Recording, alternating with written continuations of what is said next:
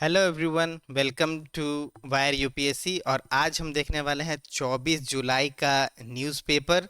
और आज का पेपर तो बहुत इम्पोर्टेंट है कि आज जो है बजट का न्यूज़ है। और आपको पता है बजट जो है हमारे मेंस के लिए और प्रीलिम्स के लिए भी काफ़ी इम्पोर्टेंट होता है। तो हम जो देखेंगे बजट से रिलेटेड करंट अफेयर न्यूज़ और उससे रिलेटेड क्वेश्चंस, ठीक है। तो पहला जो बजट में बताया गया है, ये जो है ओवरव्यू है बजट का, ठीक है। ओवरव्यू है, ठीक है। तो चलिए देखते हैं क्या क्या है ओवरव्यू में। पहला तो ये है कि जो बजट का जो फिस्कल डिफिसिट टारगेट है वो 4.9 है ऑफ ऑफ जीडीपी, ठीक है। अब आपको पता है फिस्कल डिफिसिट क्या होता है, ठीक है। मैं बता देता हूँ कि ये अगर सरकार की अर्निंग है, मान लीजिए कि 100 रुपये सरकार जो है वो करती है। और जो सरकार है वो अगर एक्सपेंडिचर कितना कर रही है, 104 रुपये 90 पैसे का, ठीक है। तो देखिए जो ये एक्स्ट्रा जो खर्च किया है 4.9, 4 रुपये 90 पैसे, तो यही डिफिशिएट है, ठीक है।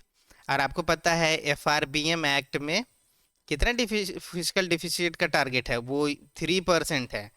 तो 3% मैच नहीं हुआ है वैसे तो देखा जाए तो, लेकिन 4.9% उतना ज़्यादा भी नहीं है, ठीक है। तो ये न्यूज़ है। अगला जो है वो ये है कि जो टैक्स स्लैब है, जो मिनिमम टैक्स स्लैब है, 3 लाख से नीचे तक का तो कोई टैक्स लगता नहीं है, टैक्सेबल नहीं इनकम में नहीं आता, ठीक है। तो ये तो है। अगला इन्होंने क्या किया है इस बार कि 3 से 6 लाख में पिछले साल 3 से 6 लाख जो अर्न करते हैं तो उनको 5% का जो है टैक्स देना पड़ता था, ठीक है, इनकम टैक्स, ठीक है। तो इस बार क्या किया है कि ये बढ़ा दिया है, मतलब 3 से 7 लाख के बीच में भी रहेगा तो आपको टैक्स जो है सिर्फ 5% ही देना है। तो ये बहुत एक चेंजेस है। और दूसरा चेंजेस ये है कि जो सैलरीड पर्सन है, जो बहुत सारा टैक्स डिडक्शन होता है, ठीक है ना, तो उनका जो है कम होगा और उनका जो सेविंग होगा ना वो 17,500 होगा, ठीक है। ये जो हाईलाइट है बजट का, ठीक है।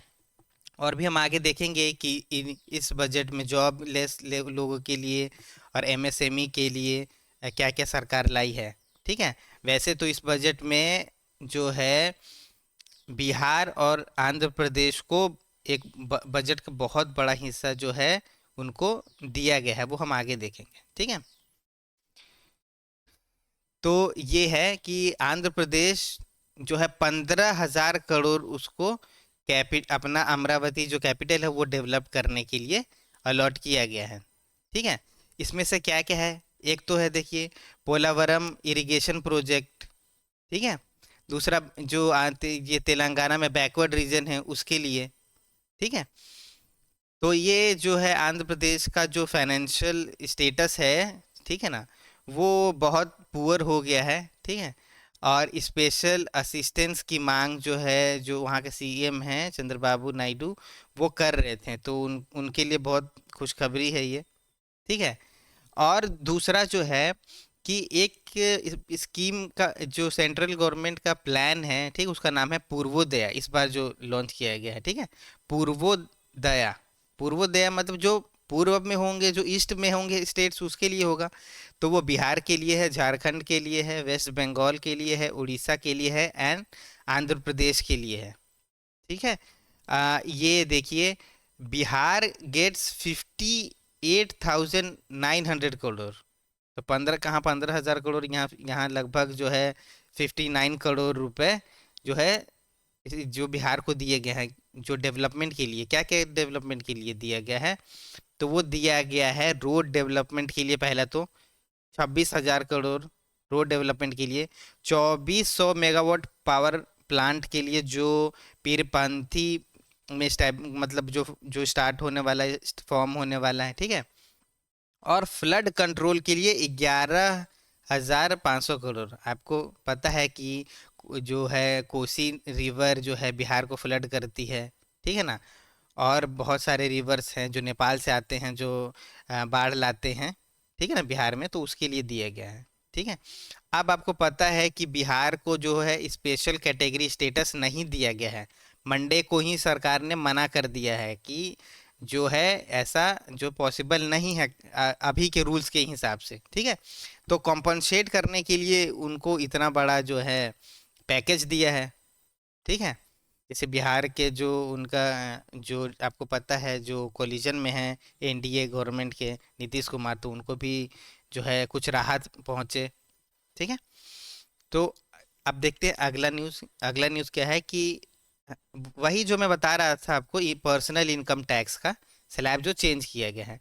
आपको एक बात पता है कि इस जो रिपोर्ट आई थी इस साल, ठीक है ना, अभी 3 महीनों के लिए, उसमें जो पर्सनल इनकम टैक्स का जो कलेक्शन है डायरेक्ट टैक्स का, वो कॉरपोरेट टैक्स से ज़्यादा है। अब सोचो, पर्सनल इनकम लोग कॉरपोरेट टैक्स से ज़्यादा दे रहे हैं। ठीक है। तो ये बहुत क्रिटिसाइज ऐसा हुआ था कि लगभग ये कॉरपोरेशन कम टैक्स दे रही है, कॉरपोरेट हाउसेस, और मिडिल क्लास जो भी इनकम जो अर्न कर रहा है तो उसको ज़्यादा टैक्सेस देना पड़ रहा है। तो उसी से रिलेटेड है। या जैसे मैंने आपको बताया कि 3 से 7 लाख का जो है वो 5% ही रहेगा। ठीक है। यही है इस पूरे आर्टिकल का मतलब। ठीक है। और सैलरीड इंडिविजुअल जो बताया मैंने 17,500 अपना इनकम से बचा लेंगे। और वो कौन से सैलरीड इंडिविजुअल हैं, है ना, जो 15 लाख कमा रहे हैं। सोचो आप, 15 लाख से जो 15 लाख या 15 लाख से जो कम कमा रहे हैं, ठीक है ना, उनके लिए है वो। ठीक है। तो ये सारा न्यूज़ है। ठीक है, ये स्लैब के बारे में। अब चलिए हम अगला देखते हैं न्यूज़ क्या है कि supreme court declines petition to cancel NEET. हाँ, तो ये जो है ना, सुप्रीम कोर्ट ने जो चीफ जस्टिस ने है ना, वो बोल रहे हैं कि एग्जाम में कोई भी ऐसा प्रूफ नहीं कर पाया गया है कि वो लीक हुआ है पेपर।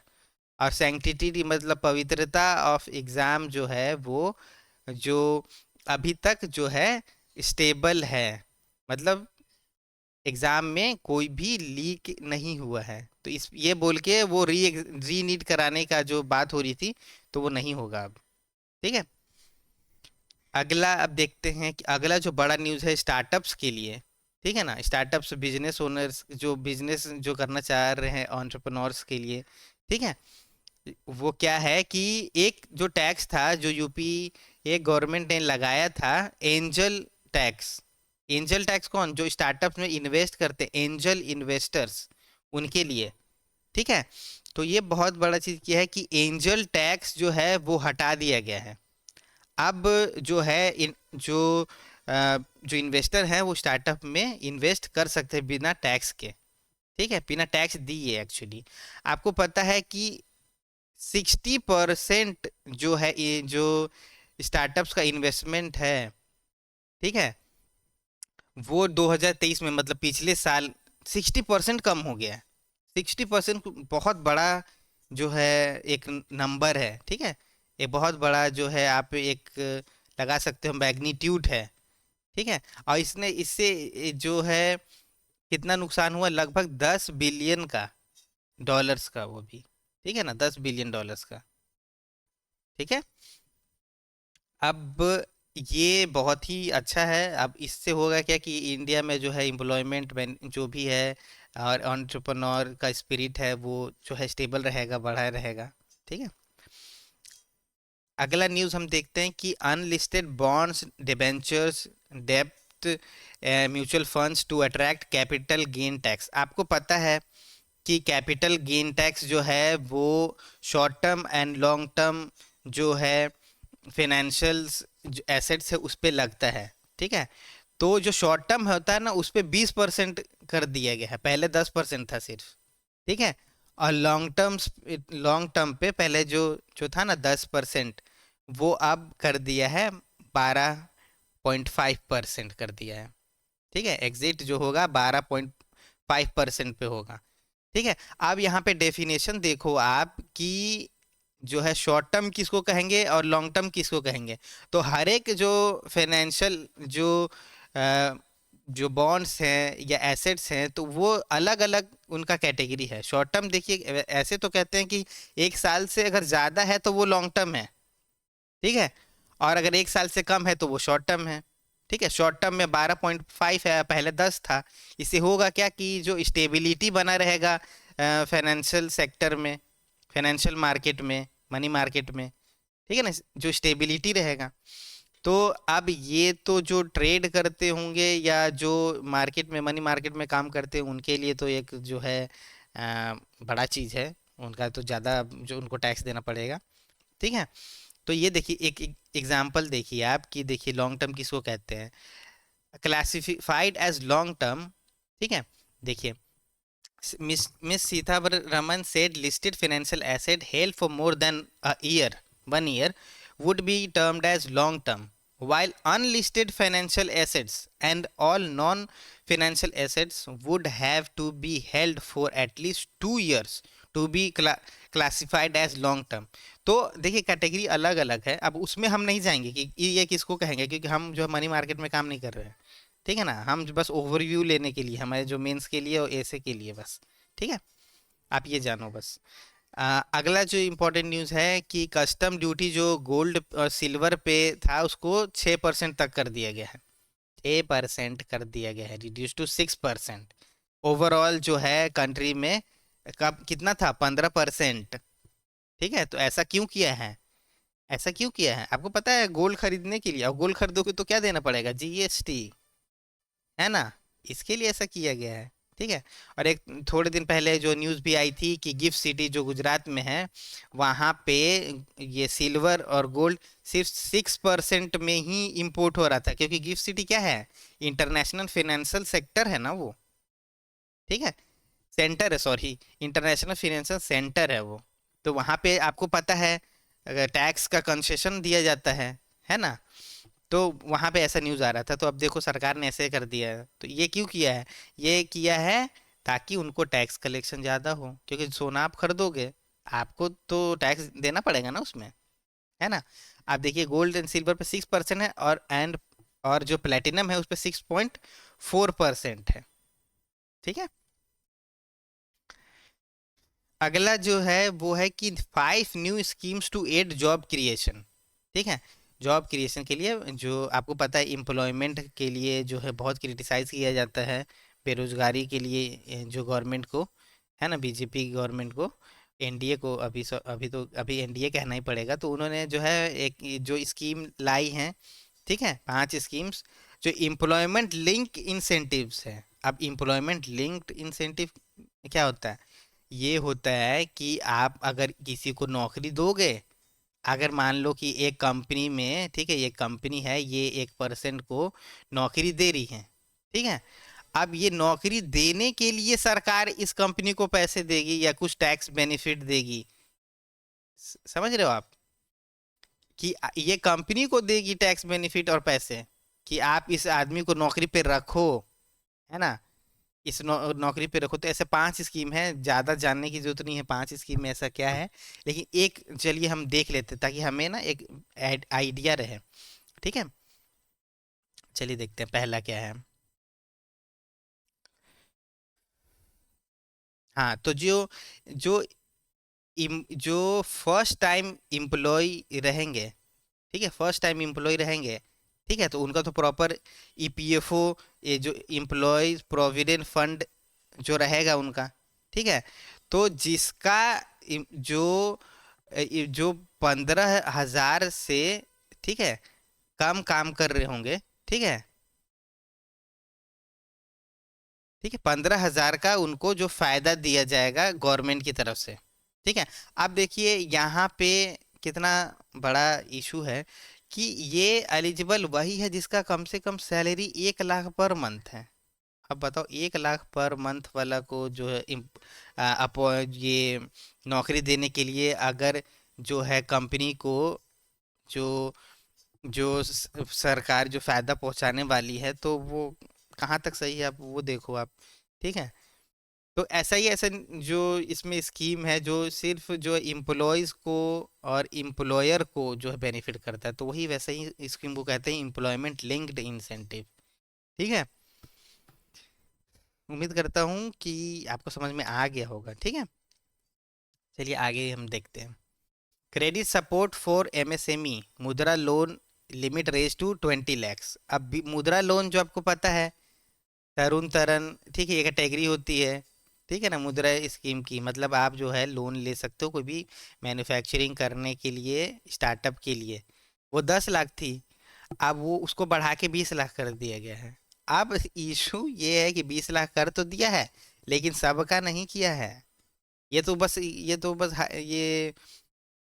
जो हाईलाइट बता दिया है बस। उसका 20 लाख किया है, जिसने पहले 10 लाख जो लिया था उसको अच्छा से रिपे किया है, उसी का किया है बस।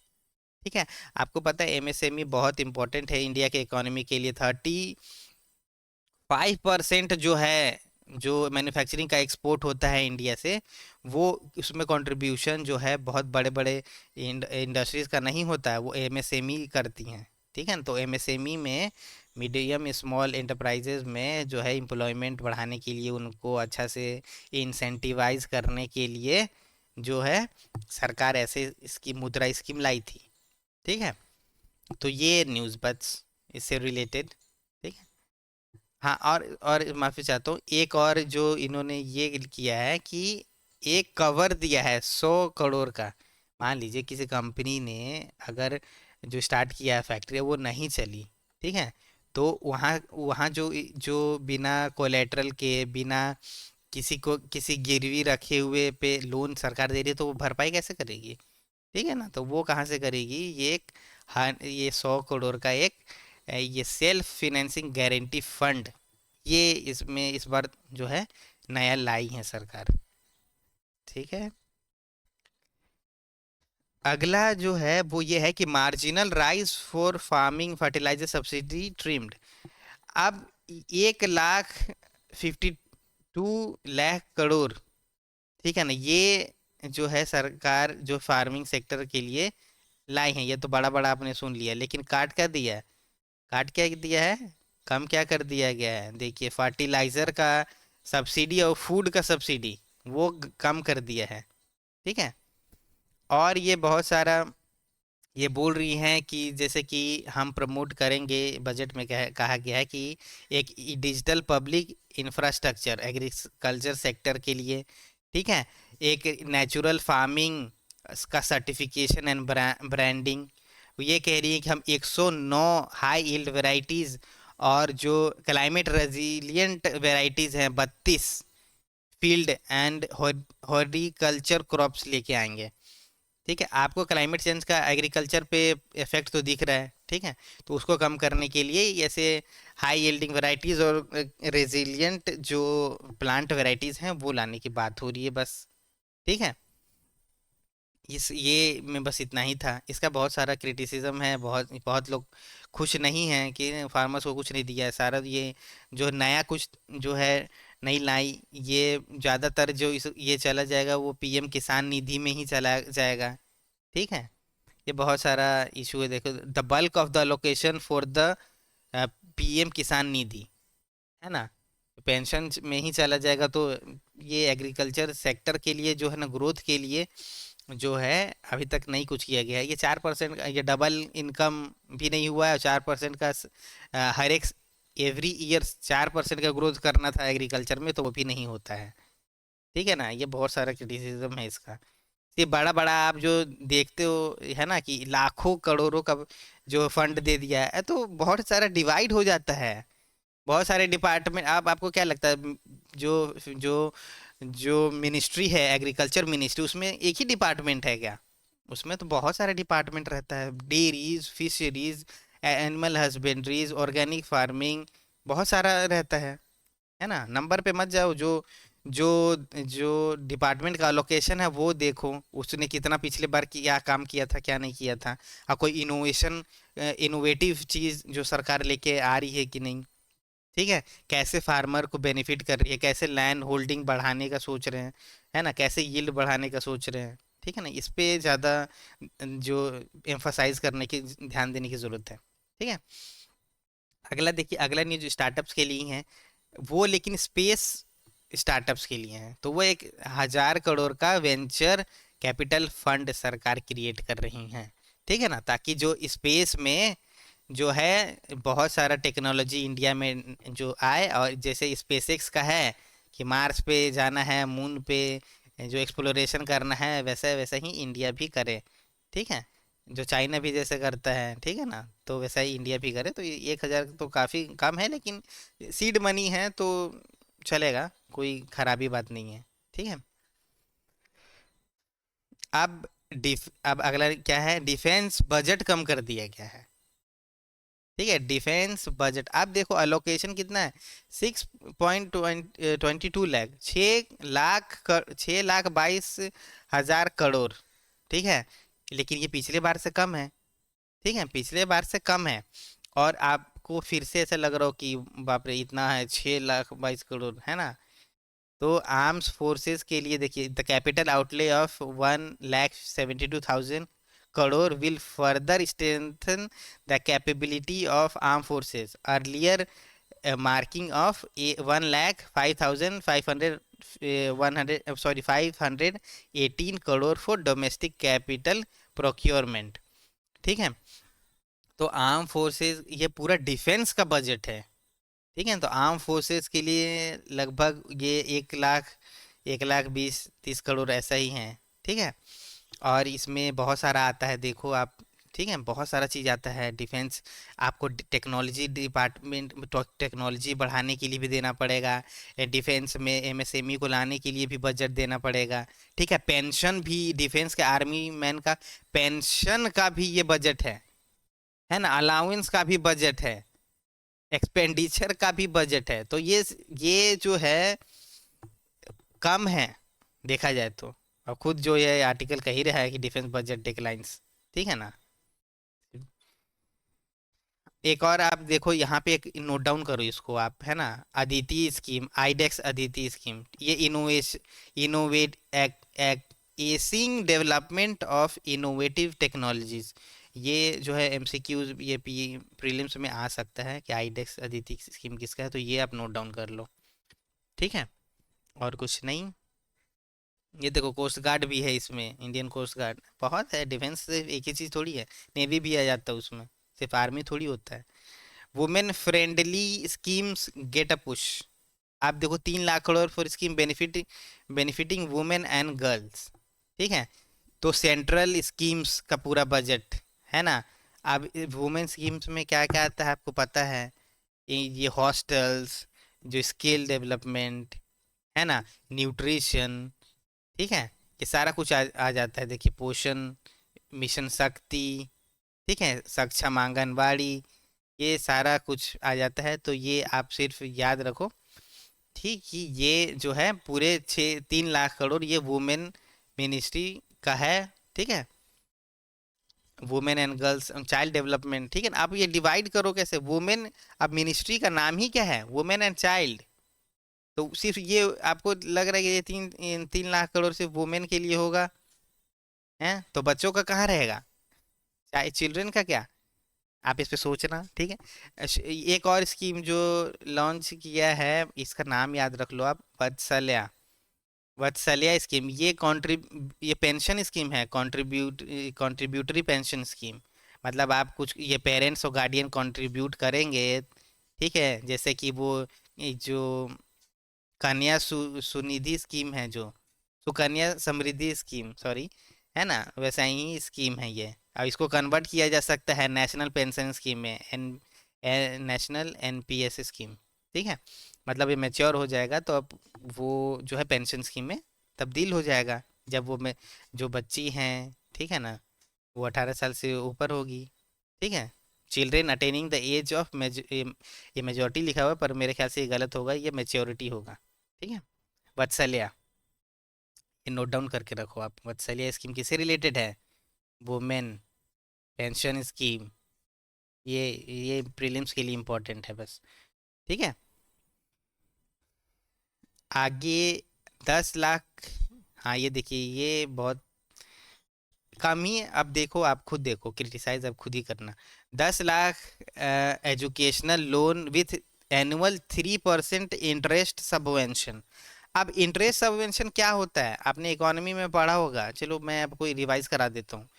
मान लो कि एजुकेशन लोन है 18%, इंडिया में तो है ही 18%, ठीक है।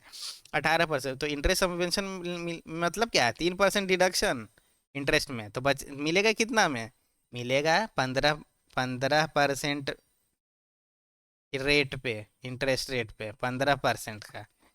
और सबसे खतरनाक बात क्या है, ये सभी बच्चों के लिए नहीं है, ठीक है। ये जो है स्कीम, ये कुछ ही लोगों के लिए है, वो भी हायर एजुकेशन के लिए है, ठीक है। और ये देखो इंटरेस्ट सबवेंशन है, और ये जो डोमेस्टिक इंस्टीट्यूशन में एडमिशन लेंगे, ये हायर एजुकेशन के लिए, तो उसके लिए है, ठीक है। और ये लगभग बेनिफिट कितना करेगा, 1 लाख स्टूडेंट को। 1 लाख स्टूडेंट कुछ है इंडिया के लिए, 1 लाख स्टूडेंट, ठीक है।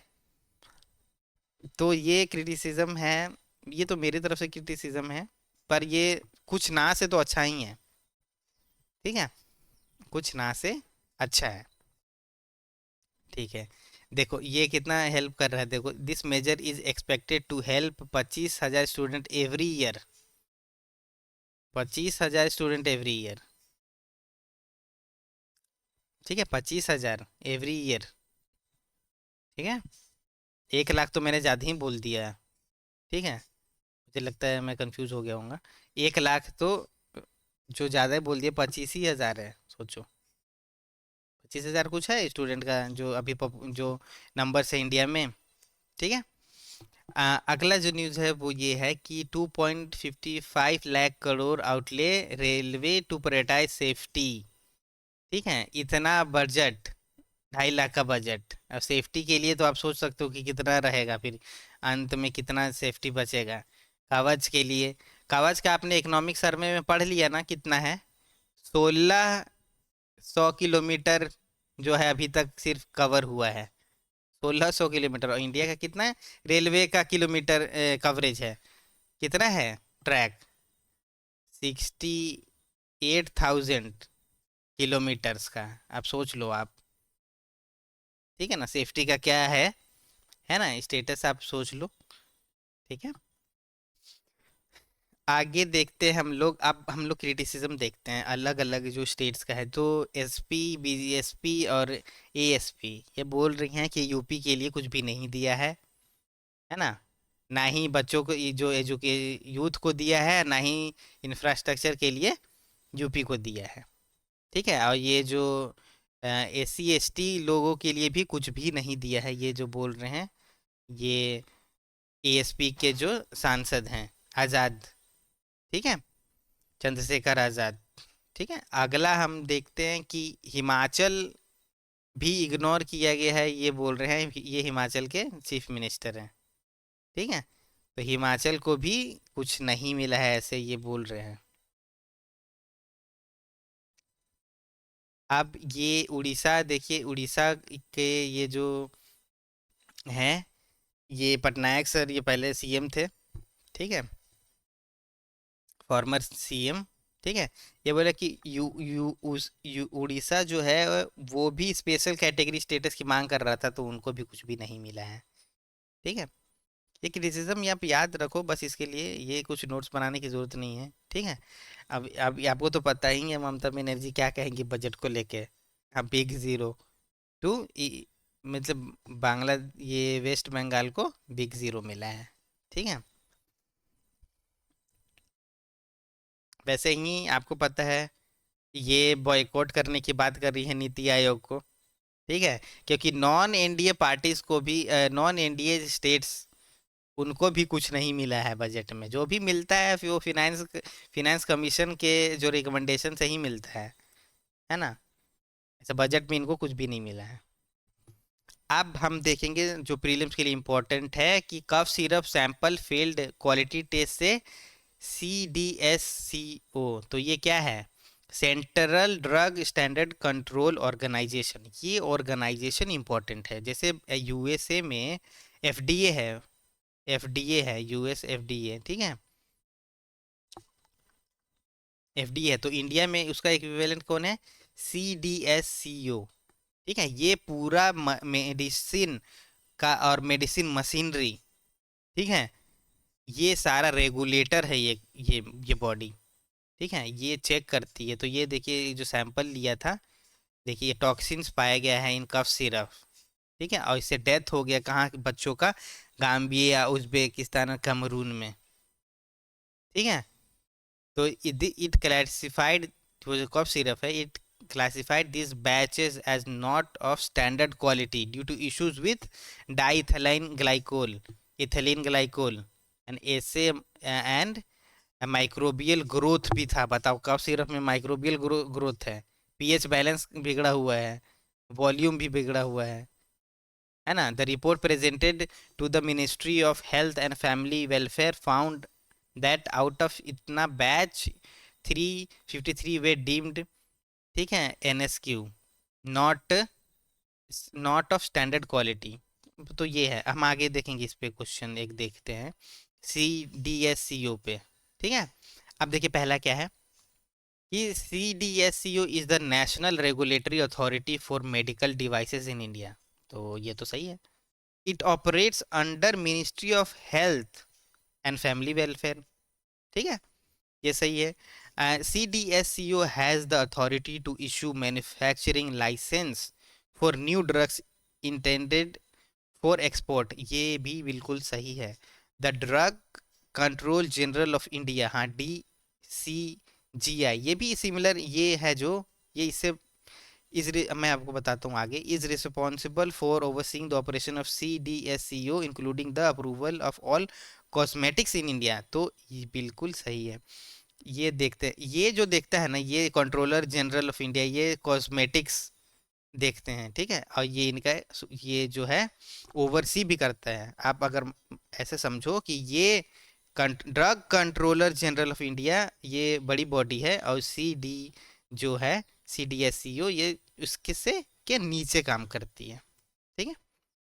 देखते हैं अगला, अब क्या देखते हैं कि सुप्रीम कोर्ट गिव्स इस पे ये verdict, split verdict on validity of centres note for GM mustard. अब जीएम मस्टर्ड का नाम याद रखो आप, क्या है, DMH11, DMH11, ठीक है ना। ये कौन सा, ये ट्रांसजेनिक मस्टर्ड हाइब्रिड है, ठीक है ना, सरसों, ठीक है। तो इसको जो दिया था ना, इन इस अब जीएमओ को जो है वो कौन सा बॉडी है जो देखती है, ठीक है, ये देखो, जेनेटिक इंजीनियरिंग अप्रेजल कमिटी, ये मिनिस्ट्री ऑफ इन्वायरमेंट के अंदर है।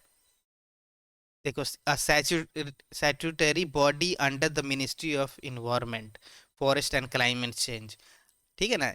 ये देखती है कि अगर जीएमओ ये चला गया नेचर में, इन्वायरमेंट में, तो उससे क्या होगा, ठीक है। आज ये मस्टर्ड हम लोग खा लोगे, ठीक है सर, तो इसके 50 साल बाद हमारे बॉडी पे क्या इफेक्ट आएगा, है ना। आप फिर आपको पता है सरसों अब खाता भी कौन है, ये गाय बैल भी खाती हैं, है ना, कैटल्स भी खाते हैं।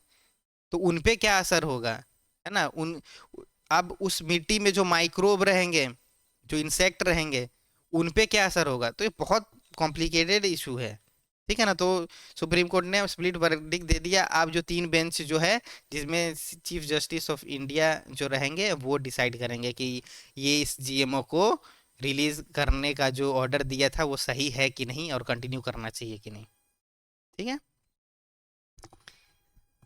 और अगला न्यूज़ है कि जयशंकर जो अपने, जो एस जयशंकर जो मिनिस्टर हैं, वो अटेंड करेंगे ASEAN and Quad meetings this week, ठीक है। तो आसियान का कौन सा मीटिंग है, जुलाई 28 को, ये फॉरेन मिनिस्टर्स का, ठीक है, क्वाड का फॉरेन मिनिस्टर्स का मीटिंग है, ठीक है।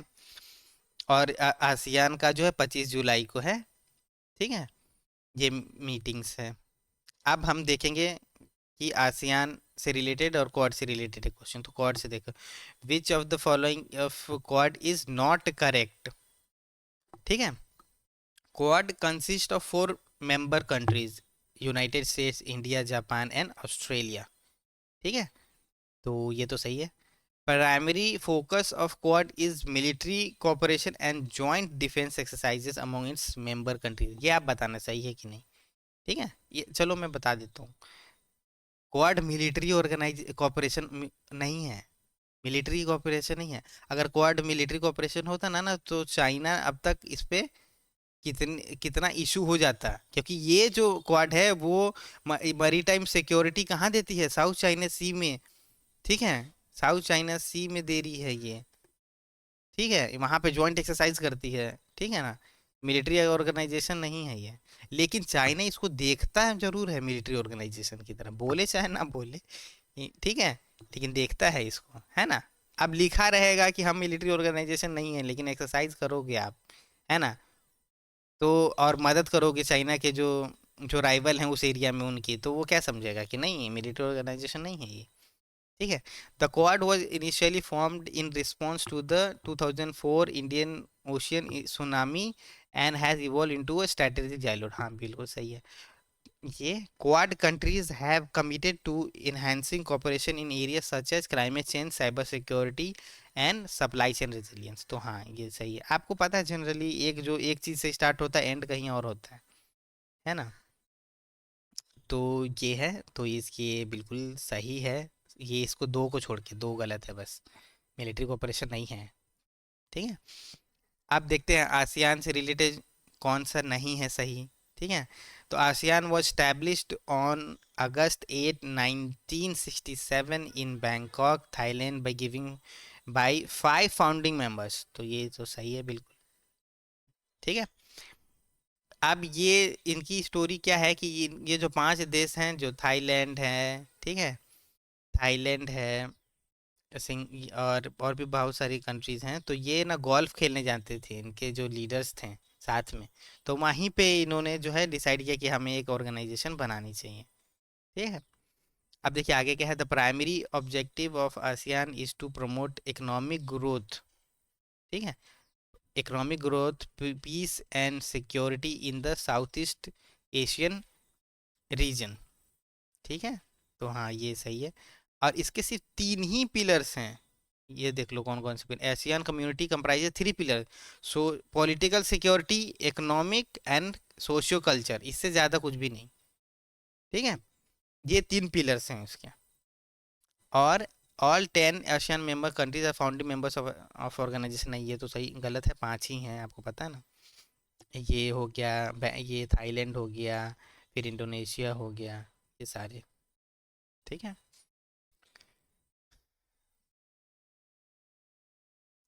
और अगला जो न्यूज़ है वो ये है कि अभी जो डोनाल्ड ट्रंप पे जो अटैक हुआ था, तो यूएस के सीक्रेट सर्विस के डायरेक्टर है, उन्होंने रिजाइन कर दिया है। ठीक है, डायरेक्टर का नाम क्या है, किम्बल किम्बरली चैटल चैटल। ठीक है, ये आप देखो, ये सिर्फ कोट करने के लिए दिया है मैंने, ये ना कि याद करने बैठ जाओ कि यूएस डायरेक्टर का नाम क्या है। ठीक है ना, अगर याद कर लो तो ठीक है। अब देखिए अगला क्या है। Taiwan state is not a political show ground, China tell Japan. तो ये है चाइना, ताइवान स्टेट।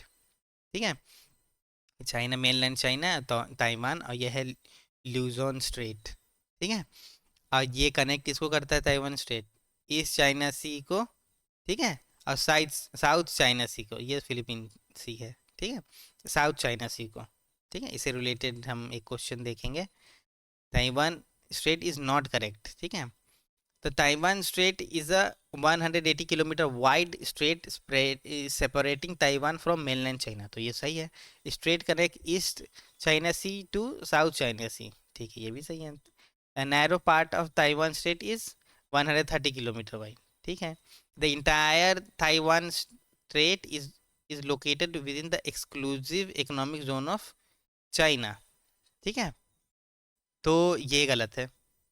ठीक है, ये बस गलत है और कुछ भी नहीं। ठीक है, इंटायरली नहीं, कुछ पार्ट जरूर है पर इंटायरली नहीं है। ठीक है,